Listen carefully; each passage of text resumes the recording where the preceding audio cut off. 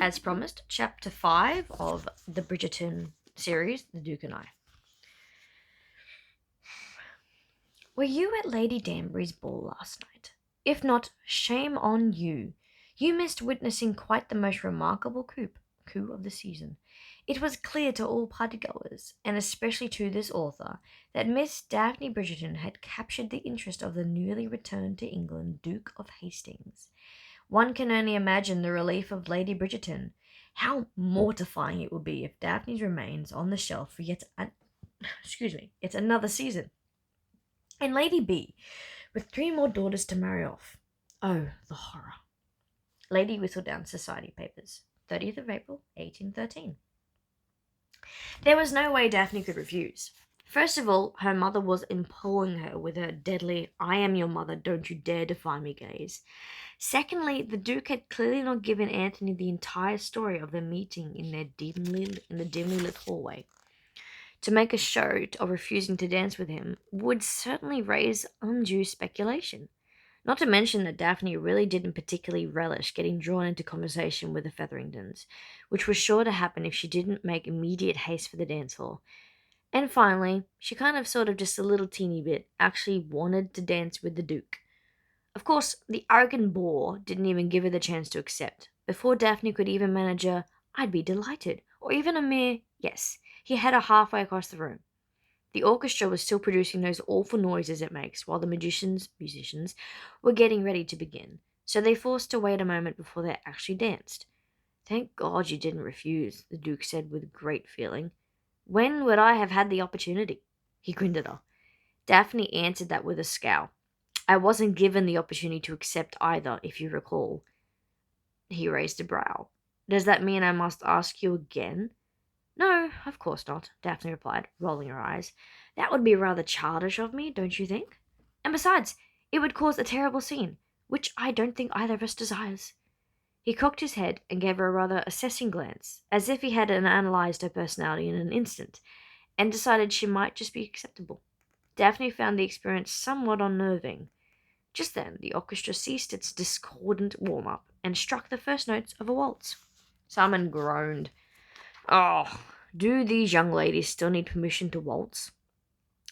Daphne found herself smiling at his discomfort. "How long have you been away?" "5 years." "Do they?" "Yes." "Do you have it?" He looked almost pained at the prospect of his escape plan falling apart. "Of course." He swept her into his arms and swirled her into the throng of elegantly clad couples. That was a lot of words. "Good." They had made a full circle of the ballroom before Daphne asked, "How much of our meeting did you reveal to my brothers? I saw you with them, you know." Simon only smiled. "What are you grinning about?" she asked suspiciously. "I was merely marveling at your restraint." "I beg your pardon?" He shrugged slightly, his shoulders rising as his head tilted to the right. "I hadn't thought you the most patient of ladies," he said, "and here it took you a full 3.5 minutes before asking me about my conversation with your brothers." Daphne fought a blush. The truth was, the Duke was the most accomplished dancer, and she'd been enjoying the waltz too much to even think of a conversation. "But since you asked," he said, mercifully sparing her from having to make a comment, "all I told them was that I ran into you in the hall, and that, given your colouring, I instantly recognized you as a Bridgerton and introduced myself." "Do you think they believed you?" "Yes," he said softly. "I rather think they did." "Not that we have anything to hide," she said quickly. "Of course not. If there is any villain in this piece, it is most certainly Nigel. Of course." She chewed on her lower lip. "Do you think he's still out in the hall?" "I certainly have no intention of finding out." There was an awkward moment of silence, and then Daphne said, "It has been some time since you have attended a London ball, has it not? Nigel and I must have been quite a welcome." "You were a welcome sight." "He was not." She smiled slightly at the compliment. "Aside from our little escapade, have you been enjoying your evening?" Simon's answer was so unequivocally in the negative that he actually snorted a laugh before saying it. "Really?" Daphne replied, her brows arching with a curiosity. "Now that is interesting. You find my agony interesting? Remind me never to turn to you should I ever fall ill." "Oh, please," she scoffed. It can't have been that bad. Oh, it can. Certainly not as bad as my evening. You did look rather miserable with your mother in that Max... Damn it. And, Macclesfield, he allowed. How kind of you to point it out, she muttered. But I still think my evening was worse. Daphne laughed, a light musical sound that warmed Simon's bones. What a sad pa... Damn it. What a sad pair we are, she said. Surely you can manage a conversation on a topic other than our respective terrible evenings. Simon said nothing. Daphne said nothing. Well, I can't think of anything, he said. Daphne laughed again, this time with more gaiety, and Simon once again found himself mesmerized by her smile. I give in, she gasped. What has turned your evening into such a dreadful affair? What or whom? Whom? She echoed, tilting her head as she looked at him. This grows even more interesting. I can think of any number of adjectives. Bleh. I can think of any number of adjectives to describe all the whom's I have had the pleasure of meeting this evening. But interesting is not one of them. Now, she chided. Don't be rude. I did see you chatting with my brothers after all. He nodded gallantly, tightening his head slightly at her waist as they swung around in a graceful arc. My apologies. The Bridgertons are, of course, excluded from my insults. We are all relieved, I'm sure. Simon cracked a smile at her deadpan wit. I live to make Bridgertons happy. Now that is a statement that you may come back to haunt you, she chided. But in all seriousness, what has you in such a dither? If your evenings had gone damn it. If your evening has gone that far downhill since our interlude with Igel, you are in sad straits indeed. How shall I put this? He mused, so that I do not completely offend you. Oh, go right ahead, she said blithely. I promise not to be offended. Simon grinned wickedly. A statement that may come back to haunt you. She blushed slightly. The colour was barely noticeable in the shadowy candlelight, but Simon had been watching her closely. She didn't say anything, however, so he added, Very well. If you must know, I have been introduced to every single unmarried lady in the ballroom. A strange snorting sound came from the vicinity of her mouth. Simon had the sneaking suspicion that she was laughing at him. I have also, he continued, been introduced to all of their mothers. She gurgled. She actually gurgled. Bad show, he scolded, laughing at your dance partner. I'm sorry, she said, her eyes tight from trying not to smile. No, you're not. All right, she admitted. I'm not. But only because I have had to suffer the same torture for 2 years. It's difficult to summon too much pity for a mere evening's worth. Why don't you just find someone to marry and put yourself out of your misery? She shot him a sharp look. Are you asking? Simon felt the blood leave his face. I thought not. She took one look at him and let out an impatient exhale. Oh, for goodness sake, you can stop breathing now, Your Grace. I was only teasing. Simon wanted to make some sort of dry, cutting, and utterly ironic comment, but the truth was, she had so startled him that he couldn't utter a word. To answer your question, she continued, her voice a touch more brittle than he was accustomed to hearing from her, a lady must consider her options. There is Nigel, of course, but I think we must agree he is not a suitable candidate. Simon shook his head. Earlier this year there was Lord Chalmers. Chalmers? He frowned. Isn't he on the darker side of 60? Yes. And since I would someday like to have children, it seemed some men that age can still sigh brats. Some men that age can still sigh brats, Simon pointed out. It wasn't a risk I was prepared to take, she returned. Besides, she shuddered slightly, a look of revulsion passing over her features. I didn't particularly care to have children with him. Much to his annoyance, Simon found himself picturing Daphne in bed with the elderly Chalmers. Blech. It was a disgusting image, and it left him feeling faintly furious. At whom he didn't know. Maybe at himself for even bothering to imagine the damn thing, but... Before Lord Chalmers, Daphne continued, thankfully interrupting his rather unpleasant thought process, there were 2 others, both just as repulsive. Simon looked at her thoughtfully. Do you want to marry? Well, of course, her face registered her surprise. Doesn't everybody? I don't. So she smiled condescendingly. You think you don't. All men think you don't. But you will. No, he said emphatically. I will never marry. She gaped at him. Something in the Duke's tone of voice told her that he truly meant what he said. What about your title? Shaman shrugged. What about it? If you don't marry and sire an heir, it will expire, or go to some beastly cousin. That caused him to raise an amused brow. And how do you know that my cousins are beastly? All cousins who are next in line for a title are beastly. She cocked her head in a mischievous manner. Or at least they are, according to the men who actually possess the title. And this is information you've gleaned from your extensive knowledge of men? He teased. She shot him a devastatingly superior grin. Of course. He was silent for a moment, and then he asked, Is it worth it? She looked bemused by his sudden change of subject. Is what worth it? He let go of her hand just long enough to wave at the crowd. This endless parade of parties, your mother nipping at your heels. Daphne let out a surprised chuckle. I doubt she'd appreciate the metaphor. He fell silent for a moment, her eyes taking on a faraway look as she said, But yes, I suppose it is worth it. It has to be worth it. She snapped back to attention and looked back to his face, her dark eyes meltingly honest. I want a husband. I want a family. It's not so silly when you think about it. I'm 4 of 8 children. All I know are large families. I shouldn't know how to exist outside of one. Simon caught her gaze, his eyes burning hot and intense into hers. A warning bell sounded in his mind. He wanted her. He wanted her so desperately he was straining against his clothing, but he could never, ever so much as touch her, because to do so would be to shatter every last one of her dreams, and, rake or not, Simon wasn't certain he could live with himself if he did that. He would never marry, never sire a child, and that was all she wanted out of life. He might enjoy her company. He wasn't certain he could deny himself that. But he had to leave her untouched for another man. Your Grace? She asked quietly. When he blinked, she smiled and said, You were wool gathering. He inclined his head graciously, merely pondering your words.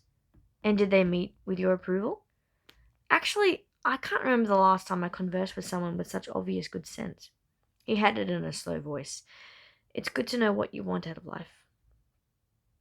Do you know what you want? Oh, how to answer that. There were some things he knew he could not say, but it was so easy to talk to this girl. Something about her put his mind at ease, even as his body tingled with desire. By all rights, they should not have been having such a frank conversation so soon into an acquaintance. But somehow, it just felt normal, natural. Finally, he just said, I made some decisions when I was younger. I tried to live my life according to those vows. She looked ravenously curious, but good manners prevented her from questioning him further. My goodness, she said with a slightly forced smile. We've grown serious. And here I thought all we wanted to do was debate whose evening was less present. They were both trapped, Simon realized, trapped by the society's conventions and expectations. And that's when an idea popped into his mind. A strange, wild, and appallingly wonderful idea. It was probably a dangerous idea, since it would put him in her company for long periods of time, which would certainly leave him in a perpetual state of unfulfilled desire. But Simon valued his self-control above all else, and he was certain he could control his baser urges. Wouldn't you like a respite? He asked suddenly.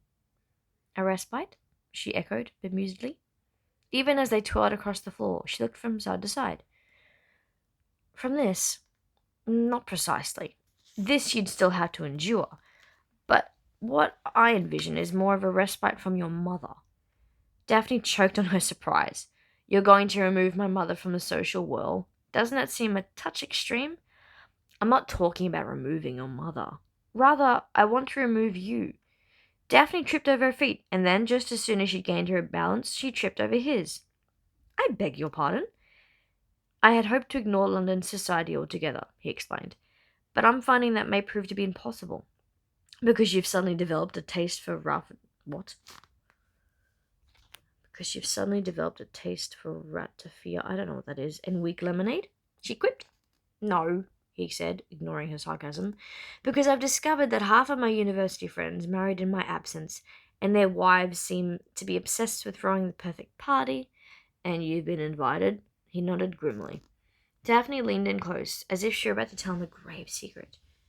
You're a duke, she whispered. You can say no. She watched with fascination as his jaw tightened. These men, he said, they're husbands. They are my friends. Daphne felt her lips moving into an unbidden grin. And you don't want to hurt their wife's feelings.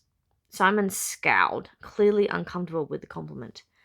Well, I'll be, she said mischievously. You might just be a nice person after all. I'm hardly nice, he scoffed. Perhaps, but you're hardly cruel either. The music drew to a close, and Simon took her arm and guided her to the perimeter of the ballroom. The dance had deposited them on the opposite side of the room from Daphne's family, so they had the time to continue their conversation as they walked slowly back to the Bridgertons. What I was trying to say, he said, before you so skillfully diverted me, was that it appears I must attend a certain number of London events. Hardly a fate worse than death. He ignored her editorial. You, I gather, must attend them as well. She gave him a single regal nod.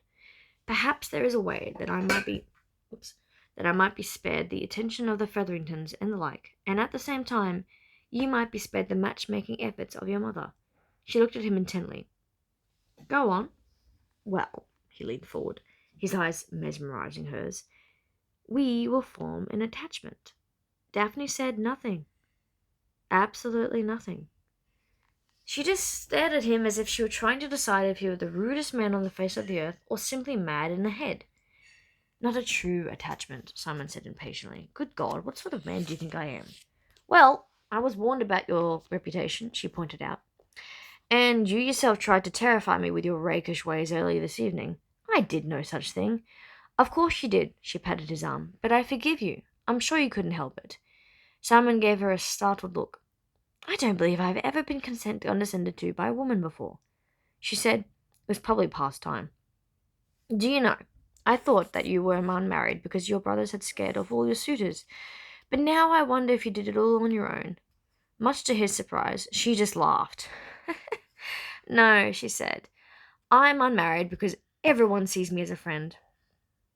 No one has ever had any romantic interest in me, she grimaced, except Nigel. Simon pondered her words for a few moments, then realized that his plan could work to her benefit even more than he'd originally imagined. Listen, he said, and listen quickly because we're almost back to your family, and Anthony looks as if he's about to bolt in our directions any minute now. They both glanced quickly to the right. Anthony was still trapped in conversation with the Featheringtons. He did not look happy. Here's my plan, Simon continued, his voice low and intense. We shall pretend to have developed a tender for each other. I won't have quite so many debutantes thrown in my direction, because it will be perceived that I am no longer available. No, it won't, Daphne replied. They won't believe you're unavailable until you're standing up before the bishop taking your vows. The very thought made his stomach churn. Nonsense, he said. It may take a bit of time, but I'm sure I will eventually be able to convince society that I'm not anyone's candidate for marriage. Except mine, Daphne pointed out. Except yours, he agreed. But we will know that isn't true. Of course, she murmured. Frankly, I do not believe that this will work. But if you're convinced, I am. Well, then, what do I gain? For one thing, your mother will stop dragging you from man to man if she thinks you have secured my interest. Rather conceited of you, Daphne mused. But true. Simon ignored her gibe, whatever. Secondly, he continued, men are always more interested in a woman if they think other men are interested. Meaning? Meaning, quite simply, and pardon my conceit, he shot her a sardonic look to show that he hadn't missed her earlier sarcasm. But if all the world thinks I intend to make you my duchess, all of those men who see you as nothing more than an affable friend will begin to view you in a new light.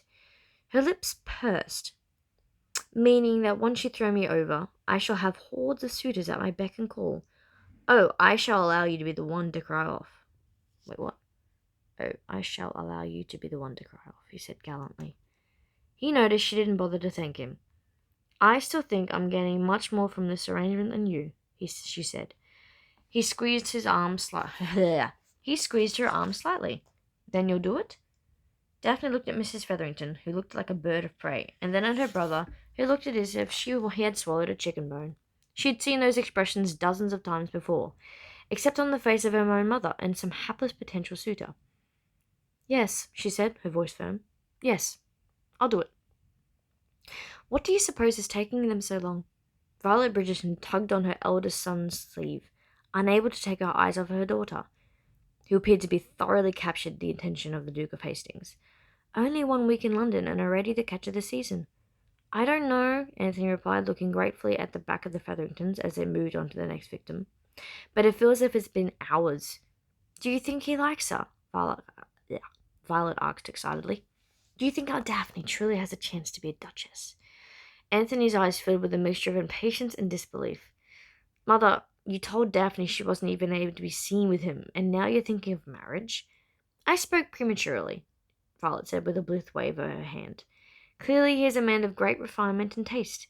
And how, may I ask, do you know what I said to Daphne? Daph told me, of course. Anthony lied. Well, I am certain that Portia Featherington won't be forgetting this evening any time soon. Anthony's eyes widened. Are you trying to marry Daphne off so that she might be happy as a wife and a mother? Or are you just trying to beat Mrs. Featherington to the altar? The former, of course, replied in a huff. And I'm offended you would even imply otherwise. Her eyes strayed off to Daphne, and the Duke for just long enough to locate Portia Featherington and her daughters. But I certainly shan't mind seeing the look on her face when she realized that Daphne will make the season's greatest match. Mother, you are hopeless. Certainly not. Shameless, perhaps, but never hopeless. Anthony just shook his head and muttered something under his breath. It's impolite to mumble, Violet said, mostly just to annoy him. Then she spotted Daphne and the Duke. Ah, here they come. Anthony, behave yourself. Daphne, your grace. She paused as the couple made their way to her side. I trust you enjoyed your dance? Very much, Simon murmured. Your daughter is as graceful as she is lovely. Anthony let out a snort. Simon ignored him. I hope we may have the pleasure of dancing together very soon. Violet positively glowed. Oh, I'm sure Daphne would adore that. When Daphne didn't answer with all the possible haste, she added quite pointedly, Wouldn't you, Daph? Of course, Daphne said demurely. I'm certain your mother would never be so lax as to allow me a second waltz, Simon said, looking every inch the debonair Duke. But I do hope she will permit us to take a stroll around the ballroom. You just took a stroll around the ballroom, Anthony pointed out. Simon ignored him again. He said to Violet, We shall, of course, remain in your sight at all times. The lavender silk fan in Violet's hand began to flutter rapidly. I should be delighted. I mean, Daphne should be delighted. Shouldn't you, Daphne? Daphne was all innocence. Oh, I should. And I, Anthony snapped, should take a dose of laudanum, for clearly I am fevered. What the devil is going on? Anthony! Violet exclaimed. She turned hastily to Simon. Don't mind him. Oh, I never do, Simon said affably. Daphne, Anthony said pointedly, I should be delighted to act as your chaperone. Really, Anthony, Violet cut in. They hardly need mine if they're out to remain here in the ballroom. Oh, I insist. You two run along, Daphne said to Daphne. Damn it. Violet said to Daphne and Simon, waving her hand at them. Anthony will be with you in just a moment. Anthony tried to follow immediately, but Violet grabbed onto his wrist.